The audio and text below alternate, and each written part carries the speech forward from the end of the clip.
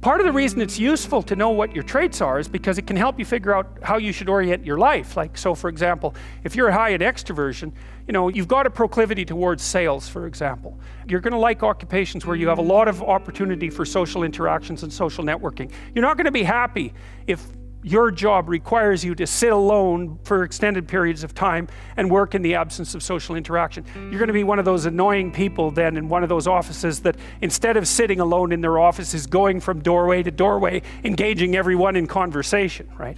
So, and you want to be in a position that capitalizes on your traits because it's really difficult to work contrary to your traits. The other thing that's worth thinking about too, we've got a hypothesis that we're still working out that's supported to some degree by the relevant literature. So imagine that you're looking for a stable partner, right? So you might think, well, what do you want in a stable partner? And at least in principle, one of the things you don't want is too much mismatch between you and that person on the 5 fundamental dimensions. So for example, if you're really extroverted and you have a really introverted partner, you're going to engage in continual conflict about how much social activity the two of you should subject yourself to. And it's very, very difficult for people who widely differ on those dimensions to come to consensus, because it's not just a matter of opinion, right? It's really a matter of different, if you're looking at extremes, of really different types of people. And the thing about introverts is they just don't enjoy large-scale social interaction that much. One-on-one, they're often fine, but in a group, they don't like that, and it tires them out. Whereas a real extrovert, it's like you isolate them and they just wither on the vine, because a huge part of what actually motivates them in a positive way is tangled up with social interaction.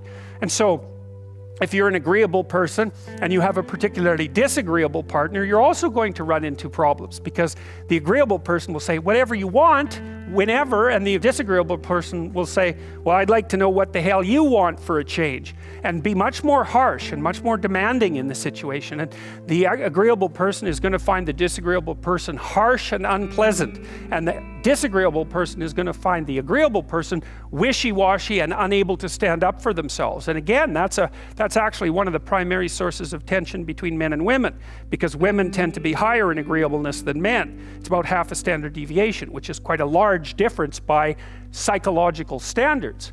And so what that means, I probably haven't got the statistic quite right, but I think I've got it about right. What that means fundamentally, just so you have some sense of how large an effect that is that if you have a group of men and women and you pick out random pairs, the woman is going to be more agreeable than the man 60% of the time. So that's not an overwhelming proportion, but it's reliable, and it's quite large by psychological standards. So there's the problem with agreeableness. With conscientiousness, well, if you're conscientious, you're industrious and orderly. And orderly people seem to be sensitive to disgust, which is something we'll talk about in detail later. We've had a hard time specifying exactly what makes industrious people industrious, because it's hard to come up with an animal model for that sort of thing, and there's no theoretical model. But our latest idea is that, it's not my idea, it's actually the idea of my graduate student, Christine Brophy, is that industrious people find it unpleasant and unsettling to not be doing something. So it isn't so much that industriousness makes them happy or fills them with positive emotion. That would be more extroversion, right? Because extroversion is the positive emotion dimension. It's that industrious people can't stand sitting around doing nothing. And this is speculation, but human beings are obviously always engaged in the exchange of labor, especially the reciprocal exchange of labor. And you can imagine that in a community where everyone knows everyone, the people who work hard are going to be pretty irritated on a fairly chronic basis with the people who are completely unproductive.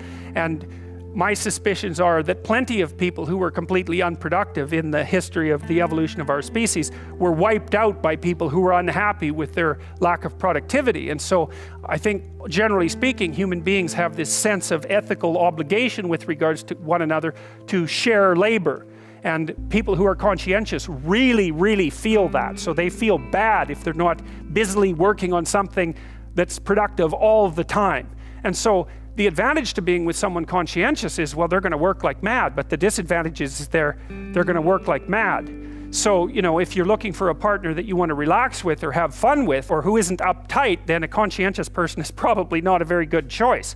On the other hand, If you're a conscientious person and you're living with someone who's really unconscientious, that's good because they might be able to help you relax, but you're not going to be happy with them because they don't work nearly as hard as you do. But even worse, on the orderly dimension, you know, some of you have had roommates and maybe you're more orderly than your roommate. What does it mean?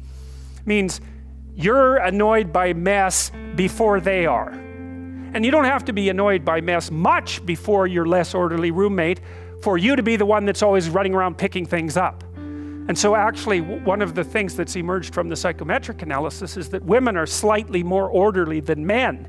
And I suspect that has something to do with what would you call it, inequitable distribution of housework. Imagine that your proclivity is to be triggered by disorder 25 seconds before your partner's. Well, it doesn't take much difference for you to be the one that's always concerned about the mess first. Anyways, and so if you're a really orderly person and you live with a disorderly person, well, good luck getting along with them. They're going to regard you as like uptight and over concerned with details and, well, and unwilling to relax, that's for sure. And they're going to regard you as, well, just a bloody mess. And how can anyone possibly live with someone like you? And so another reason why it's useful to understand your personality is because I think it gives you a better crack at finding someone that you can actually live with over the long run. And I don't think you want to live with someone who's exactly like you, because then both of you have the same strengths and weaknesses. And there's a bit of a problem there, right? Because maybe an agreeable person can use a bit of a disagreeable person around them to balance each other out, and vice versa, right?